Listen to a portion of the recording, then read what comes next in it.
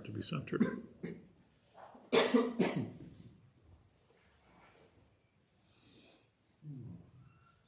Okay, so we're in the middle of Tzidkas Hatzadik Ois Mem Zayin, and Tzadok was fascinating, and it gets only better.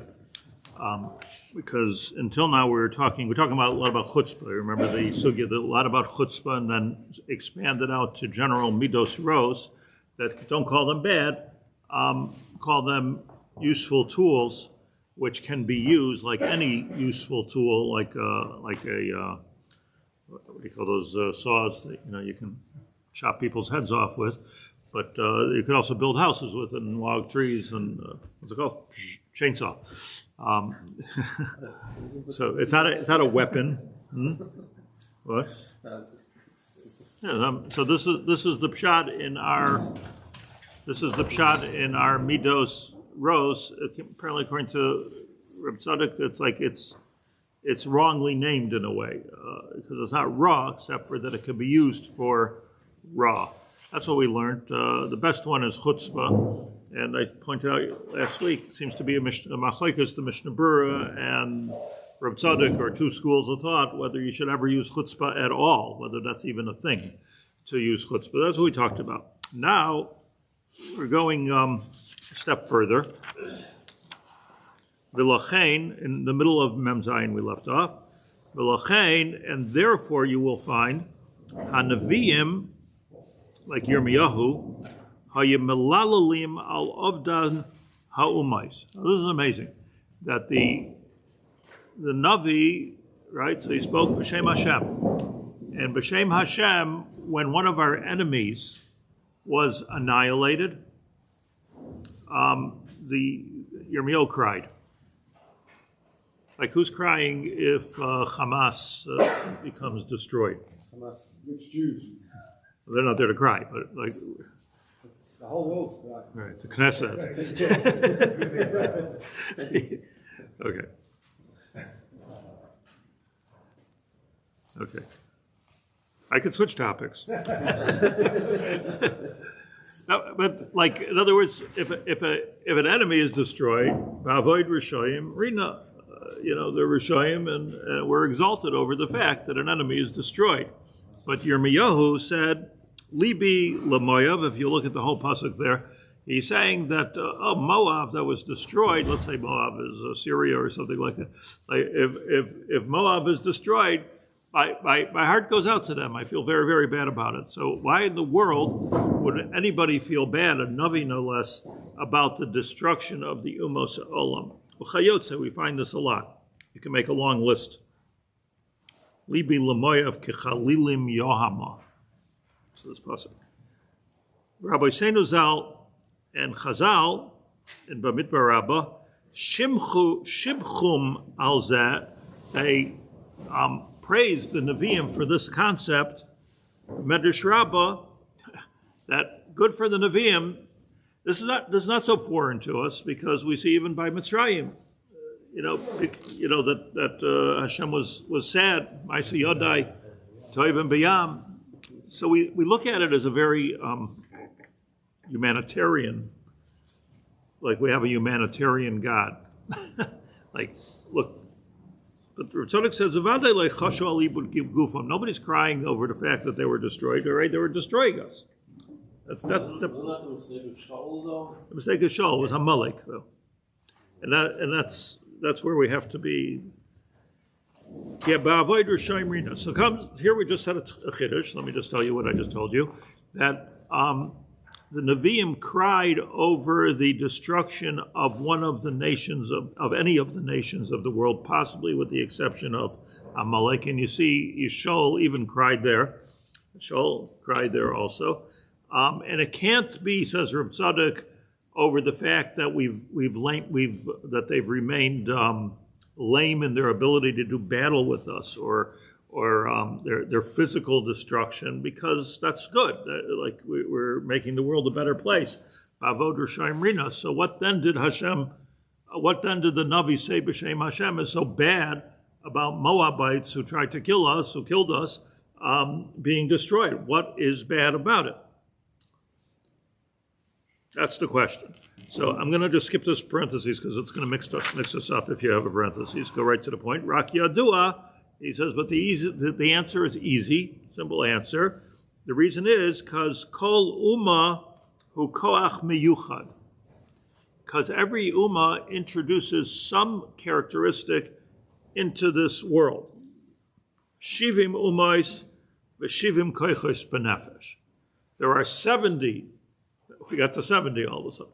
There are 70 nations of the world. If you open up the Sefer Bereshis, after Noach, it'll count for you 70, exactly 70. Some say to count to 69, 71. There's a big machlekes in the Rishonim how you count that. But bottom line is there's 70 nations that came out of Noach Misham, and from there Yefutzu Kol Haaretz. So there are 70 nations in the world. What's the significance of 70 nations in the world? Why do we even need to know that there are 70 nations in the world? There's Jews and there's Goyim. There's Goyim. So what's the issue? Maybe we need to know about Amalek, but why do we need to know about Shivim Umais? The answer is because Shivim Umais, now read this carefully, V'Shivim Koiches Ba'Nefesh. Not what I just said. I just said I was tricking you. I just said that the nations of the world put certain personality traits into the world. But he's saying much deeper than that. Shivim koiches benefesh. You have personally 70 different personality abilities or traits or characteristics. And all of them come from these goyim. What do you think about that? Maybe they correspond. Or either, okay. So that's exactly the deep dive that I want to take for the next 10 minutes. Like, also, if they're not here, then we don't have a code. That's what the Navi said. If they're not here, we don't have it. So what does that mean? They are. But he wanted the 70. These are not necessarily, by the way, I think, I'm just saying my own swear now. I'm not saying, I don't know if these are like bad things. But let's say I once heard that Rabbi Yaacov Haber speaks something about this kind of thing. And he said that, this is what I remember him saying, he said that like America brings the characteristic of freedom into the world. And yearning for freedom and wanting for freedom. Like it's not true of former Soviet Union. It was a chiddush, if you will, probably the French Revolution and all that, but it was a chiddush of America that it's like adayom is that really? It's such a ikaron of freedom. He said this. I don't know if it's true either. But he said like the European, the Western European nations. He said they represent dignity. That's the way he saw it. Used to be.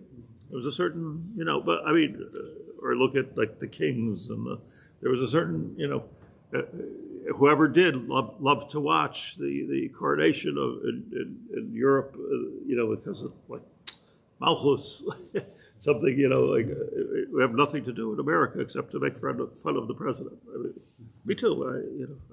We could also change that subject. So let's get to that. Let's see where it comes from. How do you lose a number? How do you track that number? Like 600,000, or 600,000 even, but like the number doesn't go down even when people die. It's not like how does it you lose one like 7? I don't understand. I don't understand your question. Isn't it constant over time and there's always going to be 70 nations, whatever that means? Like how do you end up in a situation where Moab is lost and then they're movable, so it's a diluted. So how did you end up with that situation? Let's just talk about it for a minute. So I was thinking about this, and I want to just share what I was thinking. Sometimes like some things are known to us, but like it's good to put it together, right? So first of all, there's why do we have 70 nations? All he says is Shivim Umais Shivim Koiches Benefesh, and then he says that and. By Yom HaHu, even when Mashiach comes, Zechariah says, we're going to all be mourning these 70 nations. We don't think this way. We don't think this way that we're going to be mourning these 70 nations. I mean, because like you killed my grandmother. It's hard to say we're mourning them, but we're mourning a certain koach that existed in the world that apparently does not exist or only exists in a diluted fashion to the extent or to the degree that that nation still exists. So asking good, like what they have to mamish be there in order for that. So either it means that, and this is what I want to get into, either it means that, well, we have to learn from them, or it means that there's some kind of a spiritual koach that they bring into this world, or it means, and I'm just putting this out there, it means, well, because we have to resist them. And by resisting them, we get, like, let's say there's a nation in the world which are tremendous balei gaiva. That's too general, they're all like that. But whatever, take whatever it is that you want to resist. They're big into znus. So obviously we don't want to become big into znus. We don't want to become noafim. And you find this, by the way, when Hashem offered the Torah to all the nations before he came to Klal Yisrael, like he pointed out they're ofi, this is your thing. So Geneva must be something positive about loisignov or loisinaf or all the different things that Hashem offered that they responded to. Torah doesn't work for us in our personality. But at the same time, like HaKadosh Baruch Hu, Dafka wanted to give them the Torah because of their loisinaf or because of the loisignov. So it's a puzzle here. And how do we deal with the puzzle? So first of all, I just want to point out that this 70, so it's Rashi and Chumash. Took me a few minutes to remember where this Rashi was, but it's a Meforsha Rashi. In Parshas Hazinu, Moshe Rabbeinu says, Ba'anchil el yoin goyim. Right? Hashem made goyim.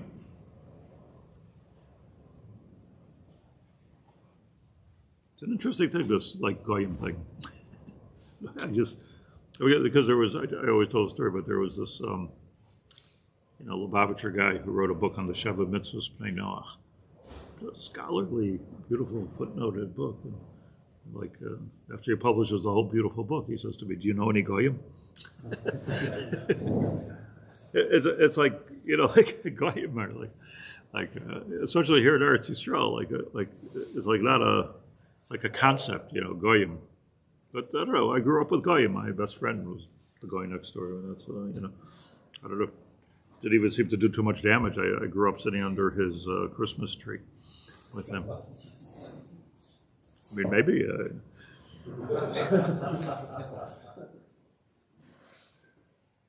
Yeah, it wasn't a goyim, like everybody was goyim. I mean, I was a Jew. I wore a yarmulke. It was just like an interesting. Who would think about going to the park with a goy? Anyways, the Torah says, "Ba'anchel el yoin goyim, ba'hafridoi bnei adam, yatsev gvulais amim lemispar bnei Yisrael." Okay, Chaim, touch. Come on, you read this in public. Ba'anchel el yoin goyim. So says Rashi, "Kishehinchel HaKadosh Baruch Hu l'machisa v'eschelek nachalasam, etzifam u'shnafam." Hashem created goyim, and he gave them all part of this world. B'hafridai b'nei adam. This is where it gets interesting. But there was a point in history that hafridai, where Hashem divided people up. Means that before the Dor Haflaga or Hapalaga, before the Migdal Bavel, everybody was one people, one language. There was not Shivim L'Shoinais or Shivim Umais. There was one. That's the way the world was created. And it was one, and that's what it was. And the Torah doesn't even tell us what chet they did. The Torah is not clear on what chet they did. Chazal say different things that they did, but in Chumash doesn't say what those people on the Tower of Babel did wrong. But what we do know is ba'afridoi b'nei adam kishehefitz dor haflaga hayabiyadei lahavira mina olam. HaKadosh Baruch Hu, very important Rashi, could have just whatever they did wrong, and HaKadosh Baruch Hu could have just simply wiped them out. Yes. Okay, like he did with the Mabul. He could have just wiped them out. V'loyos again, but Hashem chose not to do that. Ella yatsev gevulois amim kimam v'loy ibdam, says Rashi. He kept them around, so they all were on this tower kilu in Eretz Shiur. They were all surrounding this tower. They were all one. Ish echad safech. It was like Har Sinai, And then they were all split up, not destroyed. And Yatzei Gvulos Amim, and Hashem divided them into languages. So all of a sudden there were 70 languages coming out of the Tower of Babel. And not only 70 languages, but Gvulos Amim, eventually each one migrated a different way because you want to be with people who speak your language. So all of a sudden you had Poland and Austria and Czechoslovakia and Morocco and Algiers. So Algeria. So you had they were all divided up into the original 70 countries, each one speaking their language, says Rashi. So they all had a different language and all had a different place, and that's what Hashem wanted. Kimam v'lo yivdam. Like what did they speak before the story? Probably Aramaic. Yiddish. So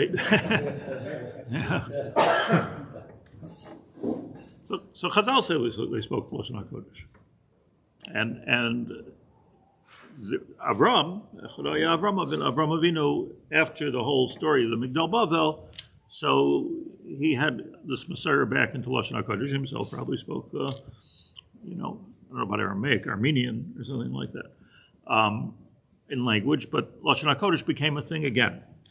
They divided up, says Rashi, at the Migdal Bavel, they divided up into not 150, but 70. That was the number. Lemisper b'nei Yisrael, and it's the same number, said Moshe Rabbeinu, it's the same number as the amount of nefashis that came to Mitzrayim from Eretz Yisrael. Right? B'shivim nefesh, yardu l'Mitzrayim. 70, so it was the 70, my connection. Like, what's the kesher between the 70 nefashis, or the 70 Jews that came to Bnei Avraham, Yitzchak, and Yaakov, came to Mitzrayim, and then we, went into millions. And at the same time, there were 70 nations, and Moshe Rabbeinu, not the Mayana Shultar. Moshe Rabbeinu makes the connection, that there's exactly the same amount of official countries in this world as there are the amount of nefashos b'shivim nefesh that came to Mitzrayim. Says Rashi, Mispar b'nei Yisrael b'shvil Mispar b'nei Yisrael she'asidin lotzeis mibnei Shem, that from the house of Shem, right? Shem Cham Yafa, Shem came Avraham Avinu. So mibnei Shem ulamispar shivim nefesh shel b'nei Yisrael sheyardu lotzeis l'Mitzrayim. So you have two 70s. You have the b'nei Shem. If you'll count, you'll find 70 in the Torah. And if you'll go further to the 70 that came to Mitzrayim, you also find 70 Roshei Mishpachos. It's really, the Gemara asks this question, that when you count it, it's really only 69.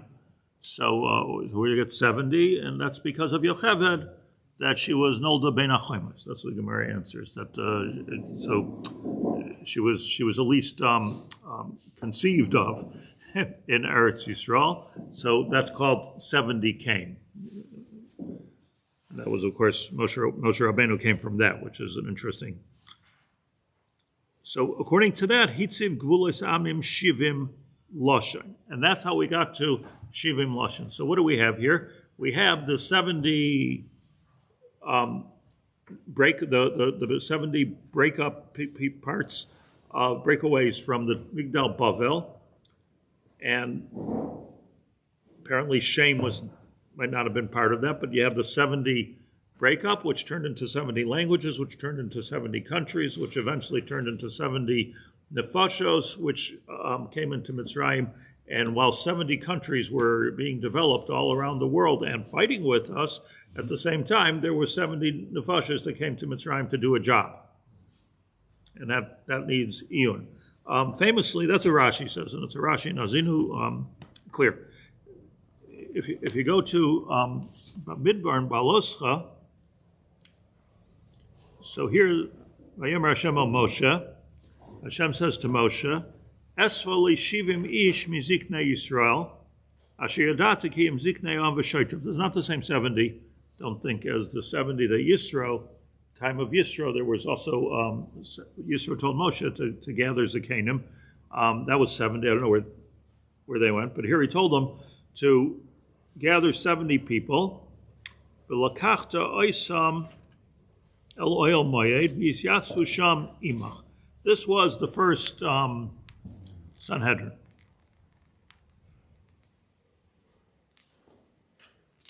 Brings here this Mikros Gedolos. He brings the Yerushalmi in Sanhedrin Aleph Gimel. Esel Yeshiva Mishmi Ziknei Yisrael. Says Sanhedrin.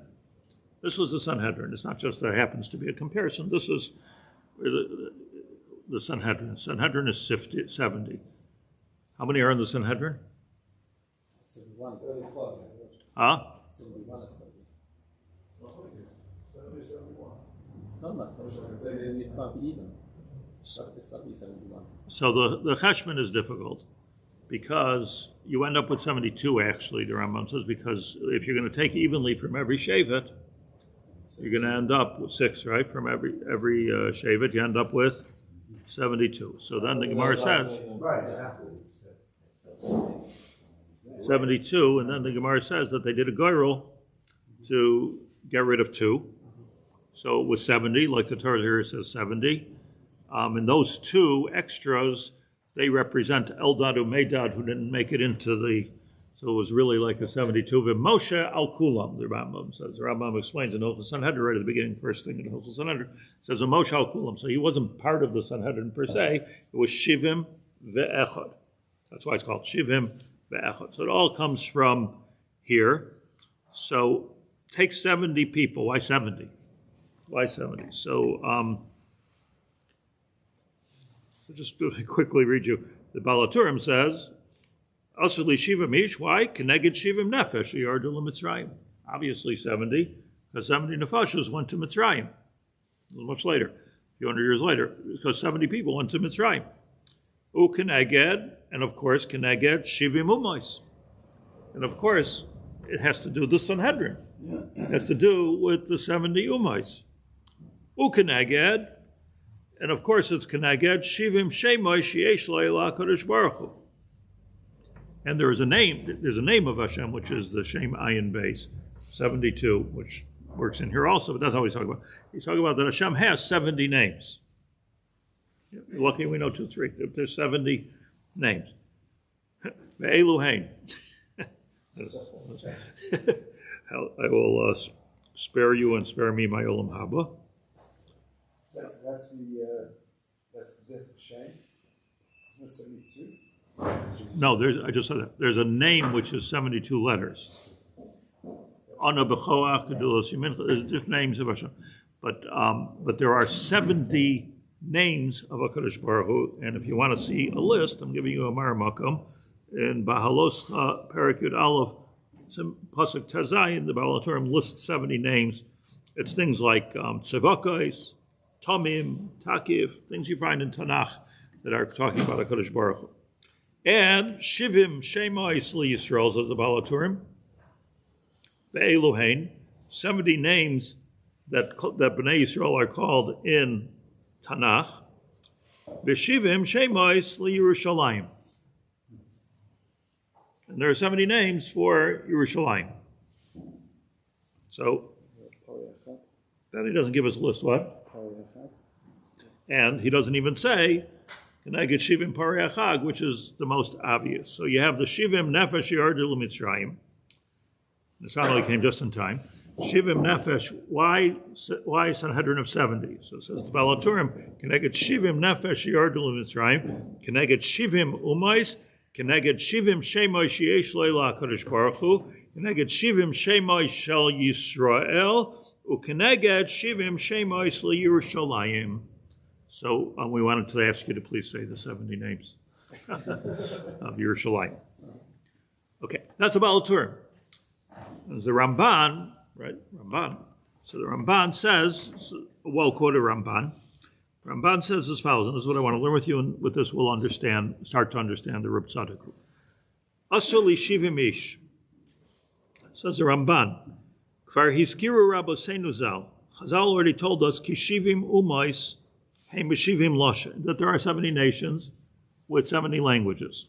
We're becoming familiar. B'yesh l'chol achas, comes the Ramban. Every one of these 70 nations, yesh l'chol achas mazol birakia, has a different constellation, a different mazel in the Shemayim. V'sar lemala, and each one has a different malach. Ki'inyan mashenamar b'Daniel. Daniel referred to this when he says v'sar malchus paras. Sar Yavon. Spoke about the different, Sar means malachim, different malachim that were in Shamayim. So each one of these nations, 70 nations, has their own sort of guardian angel and their own constellation, Mazel. We are not included in this. Ein Mazel Yisrael. We don't have Mazel. We don't have Mazel necessarily. Nations have a Mazel, but the Mazel comes and goes. The Mazel, the Malachim do their task and they're gone. But there are 70 of these. Says the Ramban, and this is what Yeshayahu said, Yifkad Hashem al tzvah ha'morim malchei ha'adama al ha'adama. Yeshayahu davened to Hashem and he said that, please Hashem, put your control over all the kings of this earth and all their malachim in Shamayim. That's Mefurish in Yeshayahu. Chaf Daled, Pasuk Chaf Aleph. Amru, and the Gemara says in Sukkah, Ki Parei Hachag, and this is where it starts, Parei Hachag, Yirmazu Bahem. Why do we bring 70 pares on the Chag? So, because the answer is, because one for each guy. So all of a sudden, like the whole Avodah in the Beis HaMikdash, for these 70 umais, whom attack us and kill us. I just want to remind you about that. Like at some point or another, like they do not love Jews. We're talking about anti-Semites. So most of them. So, but they have a malach and they have a mazel, and the Nevi'im cried when they were annihilated. Pirkei de Rebbe Lezer, says the Ramban. Now check out Pirkei de Rebbe Lezer, Perchav Daled. Omar HaKadosh Baruch Hu, L'shivim malochim asoivavim kisei kevodo. So Hashem says to the 70 malachim asoivavim kisei kevodo, Bo'u unavalbel l'shoinam. In other words, all of a sudden there was like a meeting of the highest level of the United Nations around the Kisei HaKavod, and Hashem said to all the malachim that there's a problem with all of this. Bo, let's sort it out. How are we going to sort it out? Bo nevalbel l'shoinam. Let's get them. As I theorized once, that the word Babel comes from the word Babel. It's a Babel. So, all of a sudden, like you're talking to somebody, you don't know what he's talking about. So what happened was Hashem invented these 70 languages. L'kach haya hamisbar, says the Ramban. So Hashem said to the malachim, Hashem said to the malachim, let's together neval b'lashonim. Apparently he was Noitel Rishus. Hashem was Noitel Rishus from malachim. These 70. Bo neval b'lashonim. L'kach haya hamisbar v'lakach haya hamisbar b'yardei Mitzrayim shivim. And therefore 70 nefashos went down to Mitzrayim. Are you following? What came first? There was the 70 Chronologically? No, there was the 70 malachim first before it was divided up into 70. Yeah, that was always there. That's from the Bria. It let's say it like this, the way I'm understanding it, I don't know this for sure, but the way I'm understanding it, that you have these 70 malachim, the Bria is always happening and developing. So right, the Bria is an ongoing process. So in the process, before the Migdal Bavel story, before the story of Migdal Bavel, so everybody spoke one language. Adam, Cain, Hevel, everybody spoke one language, whatever language that was. I think Lashon HaKodesh, I believe it says in the Zohar. So everybody spoke this language.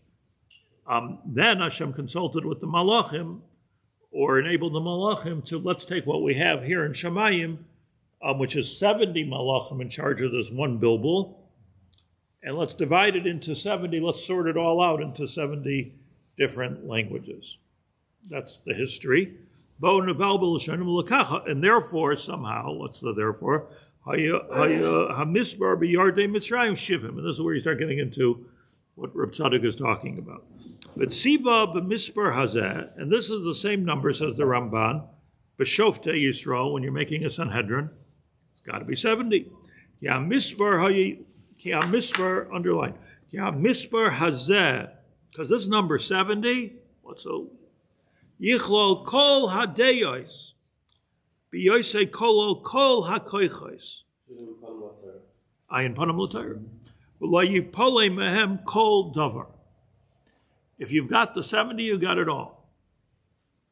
Meaning 70 somehow magically encompasses, there's a halacha, I don't know, I never knew if this was literal or not, but there's a halacha that everybody in the Sanhedrin has to speak every language. I mean, I can't even imagine that. But it was explained to me once by my Rabbi Rav Scheinberg that he thinks it means that there are certain words that you have to go to another language to describe. Like certain things you can only say in Yiddish. Again. Huh? Again. For again. Or, yeah.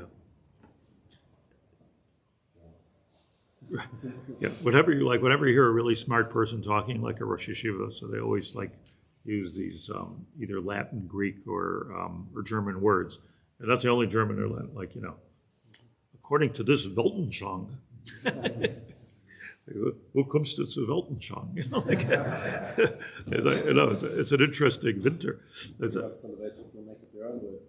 Yeah, Salvation, unbelievable words. It was unbelievable words, but there are words that you can but the Art Scroll's full of them, like ipso facto and all kinds of words. So my Rebbe was Masber. He thinks Derech Efsher, that there were. It's not that they knew 70 languages, but they had to know all the concepts of the Shivim Lashonos, and some concepts are not, you don't find necessarily in English or even in Lashon HaKodesh. You have to go to another language to be able to describe accurately what you're talking about. So they really have to be have a big Weltanschauung in order to do this. I personally don't like to use those words. First of all, I don't know them, but you tend to pronounce them wrong, and then you become like an idiot. like if you're going to say them, at least say them right, and then if you say them right, everyone thinks you said it wrong. So that's why v'chein b'matan Torah, says the Ramban. I go further. V'chein b'matan Torah v'shivim miziknei Yisrael. So that's what I'm saying. That's different. That's by Yisrael. There was Shivim Miziknei Yisrael, besides for this Asvali Shivim Ish, which was the Sanhedrin. Ki roi b'mispar ha-sholem hazeh she-yishra kvoid ha-shchina aleim kasher hi b'machne elyon. You need the 70, which the Zohar says, by the way, everything has 10 spheros, and it's really 7, which is the magical number, so it's 10 times 70, that's how you get to 70. Ki Yisrael tzivois Hashem ba'aretz. U'k'mashenaseh, it's beautiful. The Ramban says, "K'moshe nasa orain v'chapares v'hamishkan b'dmus hamishamshim b'marim."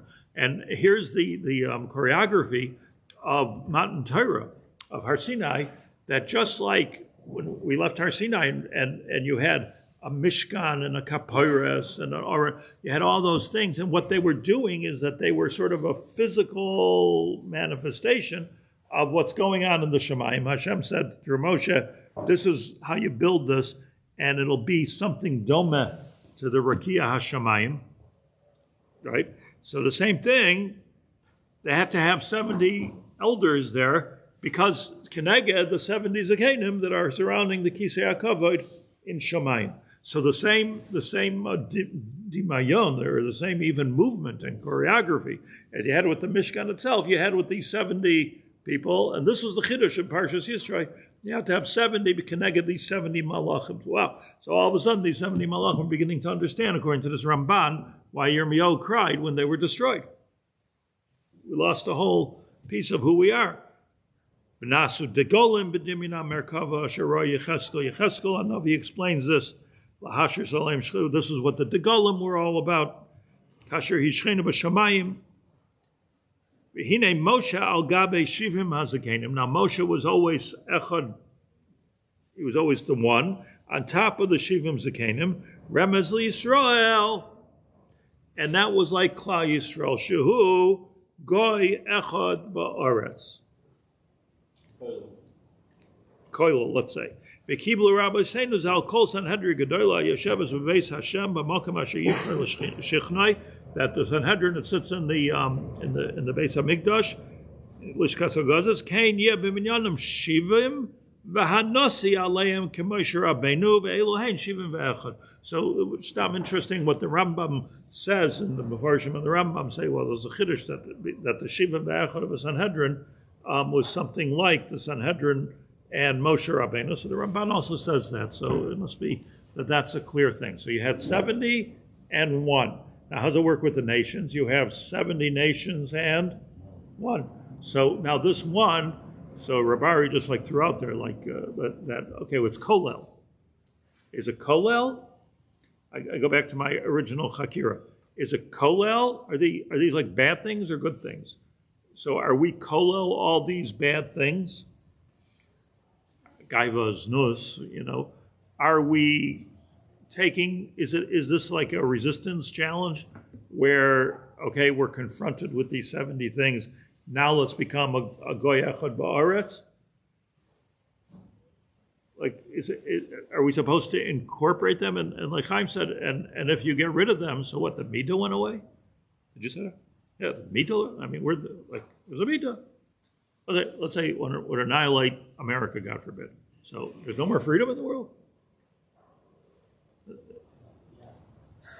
Huh?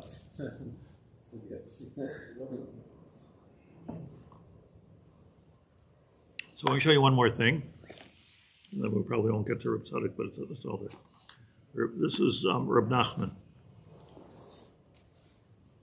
Nachman in the Kamoth in Torah Lamed Vav.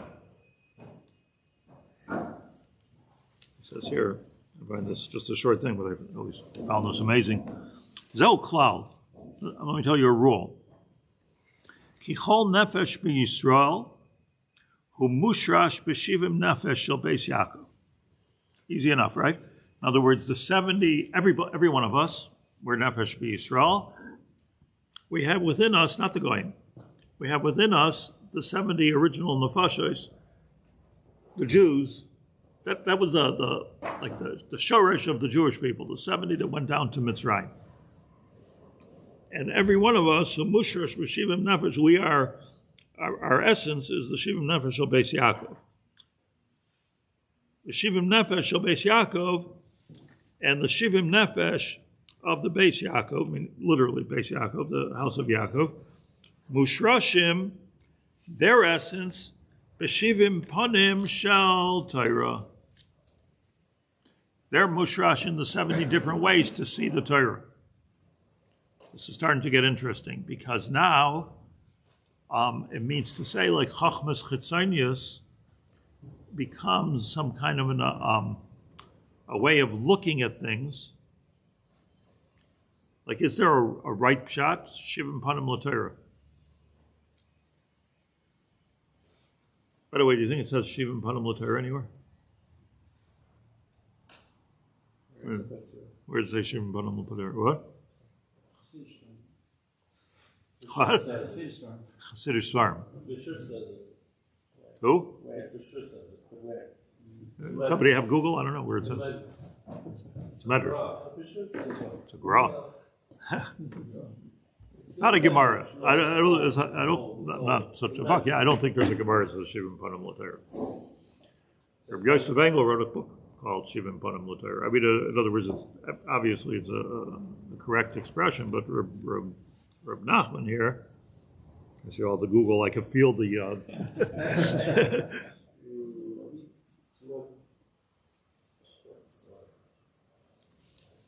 Anyways, it's a thing. What? Oh, that wasn't easy. I know I saw it.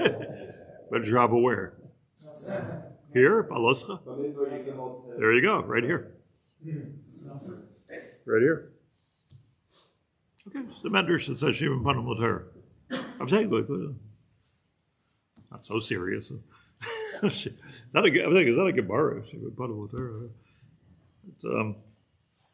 But what is it? So it says Reb Nachman, Shivim Nefesh Shel Beis Yaakov, Mushrashim B'Shivim Panim Shel Torah, V'zeh, now let's watch this carefully here, what's going on.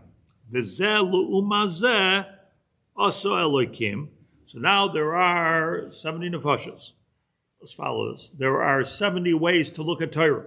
Shivim panim l'Torah.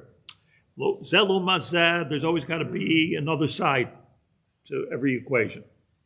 Why? Because that's the way Hashem made the world, the dark and the light, or v'choshen. So what's the other side of it? Shekeneged, zelu mazel asalakim, shekeneged shivim nefesh shel beis Yaakov, that just like there were 70 nefashos that came to Mitzrayim, the beis Yaakov, hem shivim lashon, there are also 70 umos ohelam. So each one of those guys, people, beis Yaakov, that came down to Mitzrayim, these are the, like grandchildren, right? That came to Mitzrayim. So they corresponded. I don't know if they knew who they were corresponding to, but they corresponded to some Moab or Midian out there. You needed a Rebbe to tell you, your nefesh is Hungarian or something like that. Kol lashon v'lashon, and every one of these cultures, languages, yesh la midara bifnei atzmai. Mashen b'chaverta. They all specialize in one particular midara, which the other ones don't have. They don't have. Umachmas, so he's talking about ra. Umachmas hamidos ha'ele, and because they have these evil characteristics, hemeruchakim meshivim panim shel Torah. That's why they're the dark side of the 70 panim of Torah. Ukishan nefesh shel beis Yaakov ba begolus. Nachman does. Kishan nefesh shel beis Yaakov ba begolus tachas yad shivim l'shanis. All of a sudden we go into Golus, and in Golus we're under this shlita, this dominion of 70 cultures. All of a sudden, we're in Spain, we're in Germany, we're wherever we are. So what happens is, in Golus, that's what Golus is, so the Echad goes into the Shivim. Hainu, b'midoseim haroim, the real Golus is that now we're dealing with that particular bad midah. Midoseim haroim. Azai hi ro'amas shavin koilin, and he quotes the Zayar over here in Pinchas, and that's why there's 70 screams. Okay, not important for us. Keneged shivan teven shemizmar yancha, and that's why there are 70 words in Yancha Hashem b'yom Sar Kapitel Chaf in Tehillim. So those 70 Yancha Hashem b'yom Sar 70 words. Torah says that, by the way. There are 70 words in Yancha Hashem b'yom Sara that we say between Ashrei and Huval and Zion, and those 70 words have to do with the Shivim. Not so much even with the Shivim Nefesh, Yard Mitzrayim, but the Shivim Umais, Yom Tzara. So that's the and then you'll read that carefully next time. Shalom. V'zak klal, Rav Nachman finishes as follows. Shekol Nefesh mi Yisrael, that every Jew, not the 70, every Jew, koidem sheyesh lo hiskalus b'Torah ba'avodah, before you can have your awakening in Torah and Avodah, menasin u'mitzarfenes hanefesh begolus shel shivim lashon. You have to go into the golus of the 70 languages.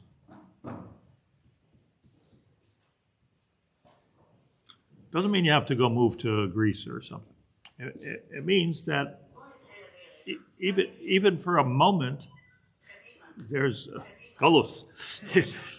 Even for a moment, one goes through some kind of a Greek taiva or a Swedish one. Pick your fancy. So a lot of it has to do with food. A lot of it has to do with znus. A lot of it has to do with money. A lot of different things out there. America, I think, has to do with freedom, but America is also like a scholus of what? Melting pot. It's like interesting, yeah. That's beyond. It's like some kind of a homogenation or a melting, as you say. Every nation has a bit of it. Yeah, I mean, but like a multicultural society is in itself an interesting, spiritual, historical event, because what's happening is 70 is like melting into one. And what does that look like? But it doesn't look like a Jew. That's not what a Jew looks like. Because a Jew it's Shivim ve'echad. There's this, another thing you can Google. The Brisker Rav said something, which I'm not sure what he meant, but I know what he said. He said something like, there are 70 nations in the world, but he said, but the founding of the state of Israel is not a 71st. That's what he said. It's not number 71, and it's a hemshech. The modern state of Israel, as Brisker Rav said, it's a hemshech of a non-nation. Nation, a loyam. So, as the Brisker Rav said, similarly, which is probably more well known, is what Rabbi Yaacov Kamenetsky said, that the part of the tochacha is that at the end of the days, yaknineni b'loy am, that we will have our tsaris not from this nation or that nation, but from a nation that really isn't even a nation, a loyam. Don't really have it doesn't really have its culture or its and the Brisker Rav's right, which is perfectly accurate. As Moshe Rabbeinu said, that yaknineni b'loy am. There'll be this war with this lo am. The whole difficulty of this war is that it's a lo am. It's like, it's hard to say. Like, it feels like they're trying to name, okay, this guy's the leader, that guy's, but it's not really like, this is not like a chessboard where if you checkmate the king, you won, because it's By definition, it's supposed to be law. It's a lo am. That's what Because they're not. So go fight. Yeah, but how do you win a war? So go fight a lo am. So that part of the nevuah clearly came true. And what the Brisker Rav said years ago is that there's only one culture for Eretz Yisrael, and that's the Torah culture. There is no other culture for Eretz Yisrael. Then it would be Shivim ve'echad. But until it's fully adopted in this country, which is our job, that the culture of Eretz Yisrael is Jewish. It's just a Jewish country. It's Eretz HaKodesh. Until we adopt that culture, the Brisker Rav said, so then we're just a hemshech of, I don't even like saying the words, hemshech of the, what he called the ha-Palestini. That's the beginning of the pasuk, right? Goes together, the cholol. I continue with Reb Tzadok for a minute. Zel klal. Shekol nefesh mi-Yisrael koidem sheyesh la hisgalus b'Torah ba'avodah azay menasin u'metzarfen es ha-nefesh b'golos shel shivim loshen. Hainu b'tayvoy seyem. We've got to crawl somehow, maybe for a minute, maybe for a lifetime, into these 70 cultures or their taivas. U'kashi baba midoy seyem b'golos, and when you reach that midah in golos, it's like a leda. Ki koidem hisgalus shel Torah, says Reb Nachman, before you can, I'm carefully using the word awaken in Torah. A Torah hinela mimeno. Torah is far away. Anoichi haster aster. Hainu begolos b'midas haroy shel shivim loshen. Ki aklipa kadma lepri. We know that before a plant grows, the klipa comes before the fruit. Omisha writes a lecha lapri tzarich l'shaber mikoidem aklipa. Very simple, that before you, Balatanya says this is before you can get to the fruit, to the peanut, you got to break the shell. Kachas comes first. Before one comes to Torah and really, like, it's not just learns Torah, but really comes to be a person of Torah. My thinking is Torah. If I bleed Torah.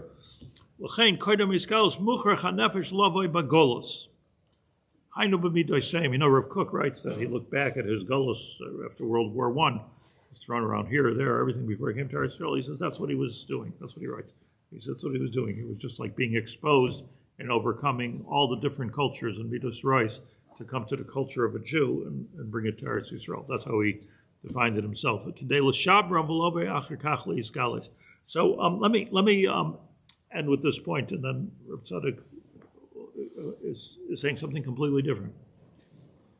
Because everything that we're saying, let's say Rav Nachman, is saying that there's these 70 cultures, Lashonos, this is the history of it, there's even 70 Malachim and Shemayim, and those 70 are there, Rav Nachman says, because you have to get through that klipa in order to get to the pri. Meaning, like, throw away the klipa. But Reb Tzadok is saying you don't keep the peanut shell because it's like, like hakar zatov, the peanut shell. You don't do that. But Reb Tzadok is saying, and I believe this is something different, that the Nevi'im cried over this, the breaking of the shell, breaking of the klipa. That klipa seems for eternity. What's giving us the shivim nefesh, and what's giving us these 70 rays of light, which these 70 panim l'Torah, it's giving us this, and like sometimes you got to get rid of them because it's too dangerous, because nefesh. But on a different level, it seems to be that they are representing a malach in Shemayim, which is here to contribute a certain culture and way of thinking into our learning. There's a subtle difference here, and it's not like by resisting them or by killing them or by, as Rav Tzadok L'Shitase in the whole, everything we've been learning, because Rav Tzadok really has one shita and goes through almost everything that he writes. And that is that what you think is bad is not bad, it might be good. It's an energy. That's like the one shtickle Torah that manifests itself in every Shas and every Zohar. So the Umas HaOlam are, I mean, even if you think of his times, like World War I, the anti-Semitism, the pogroms, people running away, Rav Tzadok in Lublin, I mean, you can't like Goyim in this kind of a situation, but somehow, like, he's teaching us to appreciate their malach in Shemayim, which is bringing something forth. And we feel like very, at least I feel, very wrong, if I will extol, let's say, the resilience of the Arabs and their like keep on going with some kind of it feels funny even to say, like what could be good about them, but like it's something, there is an energy of resilience there, an energy of what we could even call Mesiras Nefesh. I mean, certainly willing to die. So it's as evil as that is, and as much as it has to be exterminated, at the same thing, there's an energy there which has to be part of the shivim nefesh of Mesiras Nefesh. It's all coming. It's all from, and that's the hiskalulus of these shivim malachim. So we'll go back into Rav Tzadok and Yirtzeh Hashem next week.